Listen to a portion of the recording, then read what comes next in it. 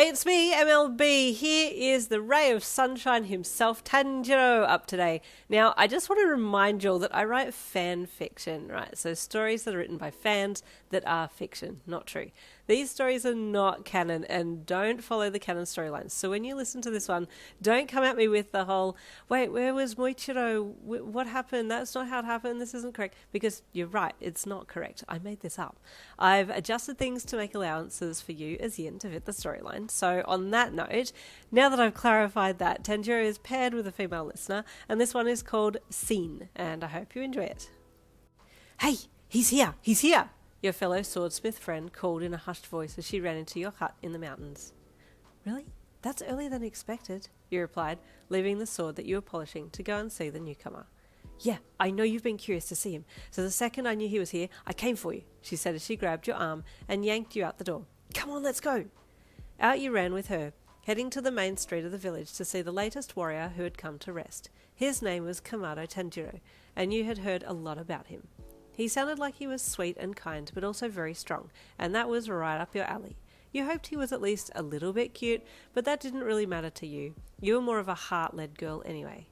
You stopped with your friend just behind a line of trees, but it was also somewhere where you could still see the street clearly, and you waited. There he is! Your friend hissed, pointing to a guy who was getting down out of the cart, and your heart nearly jumped out of your chest. Oh, he's cute, you gushed quietly. He's a catch. Well, go and say hi then, your friend said. Oh, no, I couldn't, you said with a shake of your head. What would I even say? You watched as Tanjiro got down and walked to the front of the cart to where the man driving it was sitting, and then he said something and bowed deeply in respect, and you clutched your hands together. Oh, he's so sweet, you gushed. Dang, look at his arms, they're so muscly, your friend said beside you. Well, yeah, but he's so lovely. Oh my gosh, and that smile, you gushed again, seeing his face light up as the man said something back to him. He radiates purity. Well, yeah, but that's a little bit boring, isn't it? Your friend asked you. No, not at all, you said firmly. He's perfect, but I'll just have to settle with watching and admiring from afar, you said with a sad sigh as you watched some of the others in your village talk to Tanjiro and then take him away. You're lost then, your friend shrugged before turning and walking away herself, leaving you standing there to watch the back of Tanjiro disappear around the corner of one of the buildings. After he had disappeared, you went back to your place to keep working, pondering and wondering if you had the courage to actually go up to him and speak to him. Later that night, you went out for a bit, just kind of wandering the streets and looking in shop windows, but not really doing anything in particular, hoping that you might bump into Tanjiro. Ah, young Yin, good to see you out and about, the elderly shopkeeper on the corner greeted you. How have you been? Oh, I've been well, you said brightly to him. Have you seen the new man they brought in for respite? Ah, yes, the man replied with a smile. Tanjiro, I met him earlier today. He's a very nice boy. You met him? You asked eagerly. Where's he staying? Do you think he would mind if I spoke with him? Say, the elderly man chuckled. You sound interested in him, miss. I'm very sure he'd love to talk to you. He's staying in the place on the hillside, but he told me he'd be at the hot springs tonight. You looked off up in the direction of the place on the hillside, and then to the path that led to the hot springs beyond and sighed. I best not disturb him there then, but maybe I'll make some rice cakes and take them to him in the villa up there and ask if I can leave them at his door, you said out loud.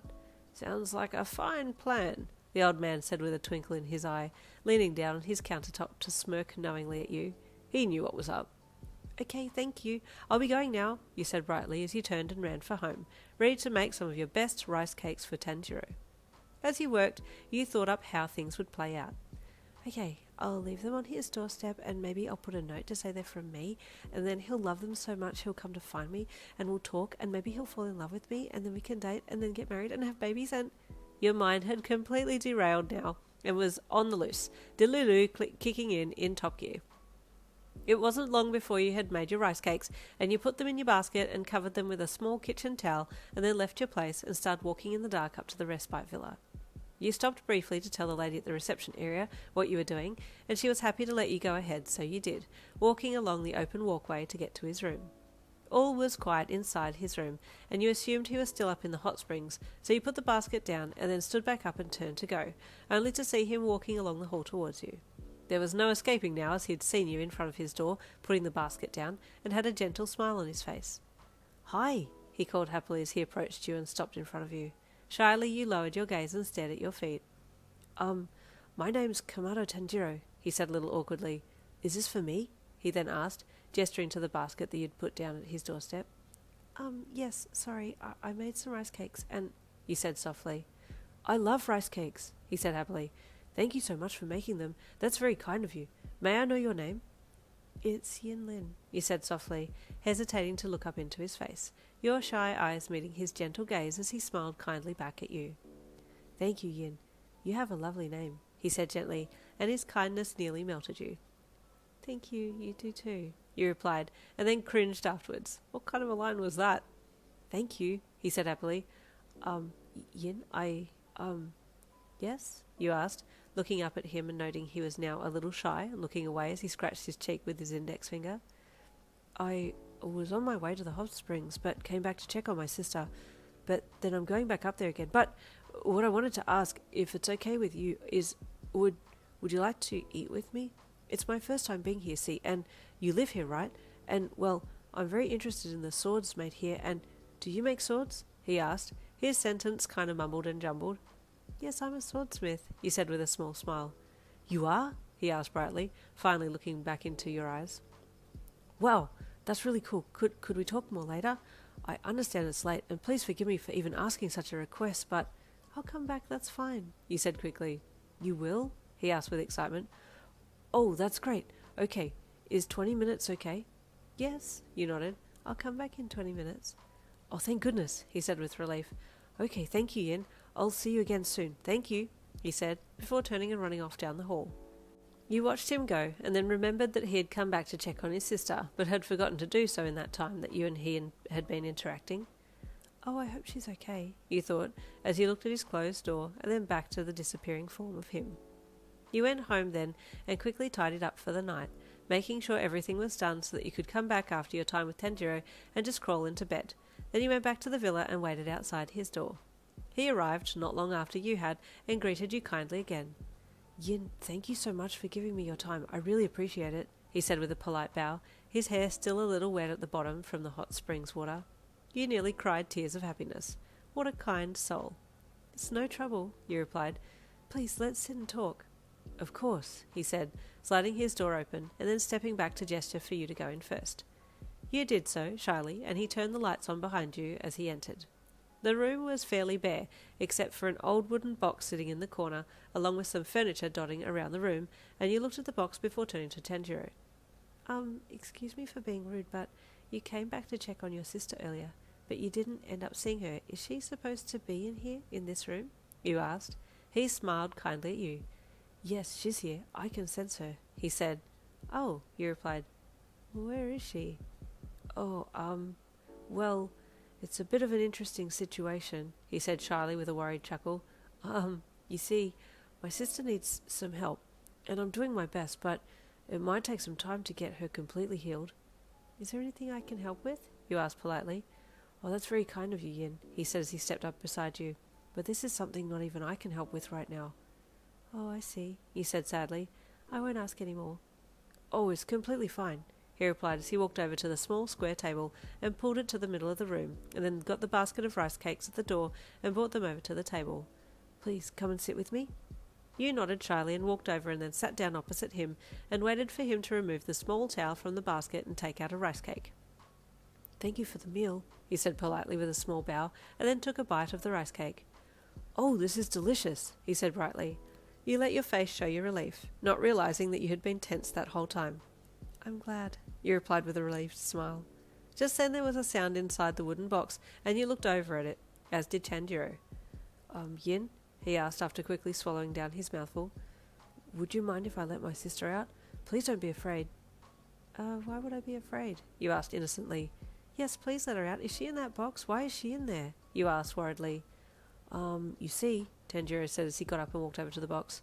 She's not exactly human. She was turned into a... Just then he opened the door of the box and this small, cute little creature that resembled a human tumbled out. She's actually a demon, but she won't hurt you, I can promise you that, he said quickly. The image of her and hearing she was a demon didn't quite compute in your brain. It was like seeing a cute little bunny and then hearing someone say that it could kill you. It didn't make any sense. How could this adorable tiny human thing be a demon? Oh, she's very cute, you said, almost instantly obsessed with this tiny thing. Her name is Nezuko, Tanjiro said, as the pint-sized Nezuko ran towards you and then tripped and fell right next to you. Oh, are you okay? You asked worriedly as you reached out to help her up. She looked up at you with watery eyes, and you felt sorry for her, a bamboo stem firmly lodged in her mouth. Come here, you said gently, as she took your finger in her grasp and you helped her up. Oh, you're a cute little bundle, aren't you? You added with a smile. Tanjiro smiled when he saw how gentle that you were being with his sister, and walked back over to join you at the table. She likes you, he said when Nezuko climbed onto your lap and sat down, placing her arms outstretched on the table in front of you and flapping her hands against the tabletop. She's so cute, you said with a smile. Is she really a demon? How come she doesn't hurt anyone? Oh, well, it's a long story, Tanjiro said with a small sigh, launching into the story of how she came to be a demon and his search for the cure as well as looking for the demon king, Muzan, to fight him and change the world for a better place. And you listened with fascination as Nezuko played on your lap and then rolled off onto the floor, acting like a kitten as he tickled her tummy. You're amazing, Tanjiro, you said honestly when he finished his story. I know you'll be the one to do it. I can feel it. Really? He asked with excitement. You can? I'm so glad, thank you, he added brightly. You continued to chat well into the night and found him very easy to talk to. You two got along so well. As the cool night air transitioned, shifting to a colder state, Tanjiro offered to walk you home. It's okay, you said with a smile as he gently patted the now sleeping Nezuko. I don't want you to have to leave Nezuko. No, but I want to be assured of your safety, he said earnestly. I know we've only just met, but His flustered state caused you to feel shy, and you looked away a little. I do quite like you, Yin, he said, finally mustering the courage to admit it. You do? I like you too, you blurted out quickly. You do? Oh, I'm glad, he said with relief. Please, let me walk you home. You then nodded at his insistence and let him put a small blanket over Nezuko, and then he walked to the door with you. You chatted on your way back to your place, and then he said good night at your doorstep, and you sighed dreamily as you closed your door behind you and walked to your bedroom. As you know, that night ended up being an awful night, and a number of the swordsmen in the village were killed and countless buildings ruined by upper-ranked demons that had discovered the hidden village. Amazingly, your place, along with a number of other places, got away unscathed, but you were worried when you heard that Tanjiro had fought the demons that night. In a panic, you ran to find him, being directed to his villa where he was being patched up before being sent out of the village. Tanjiro, you called as you neared his door, noting that it was open just a crack. Yin, is that you? He called out, and relief washed over you at hearing his voice. You ran to his door and pulled it open slightly, gasping when you saw him bandaged from head to toe. Oh no, you whispered, and he gave you a small smile.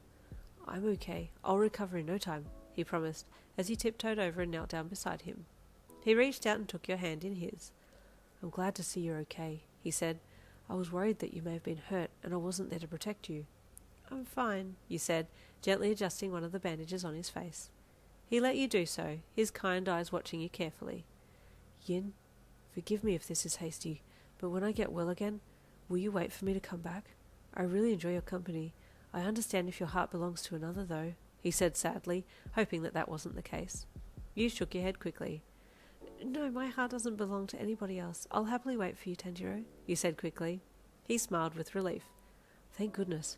Okay, I'll get well, and when I'm better, I'll come for you again. That next day he had to leave. It was a very sad moment for you too, as you had heard your village would be moving soon to another location so that the demons couldn't find you again, but you worried that that fact meant that Tanjiro would also not be able to find you again too. I promise, he said softly to you as he got into the cart ready to leave and leaned over the side to hold your hand. Wait for me. I'll come back for you. You nodded with tears in your eyes. I will wait, you replied sadly, waving and wiping tears from your eyes as the cart started to move away, taking him with it. The days following were busy and turned into weeks, that turned into months, that turned into years, and 3 years had now passed. All of your friends had gotten married and were living happily with their partners, but you had remained true to your vow and were waiting patiently for your man to return. People had called you crazy, insane, dramatic, but still you kept your promise to him, until one day there was a knock on your door. You got up to answer it and opened the door slowly. "Hello, Yin," a familiar voice said, the tone and feel sending your mind straight back to the day that you'd met him. "You found me! You came back!" you gasped with excitement, jumping into Tanjiro's arms. "I promised," he said with a chuckle as he hugged you. "The fight is over now. I did it, like you said, and now I can rest." "Come and rest with me. I'll take care of you," you said kindly as you gently touched his face, looking at all his scars and wounds.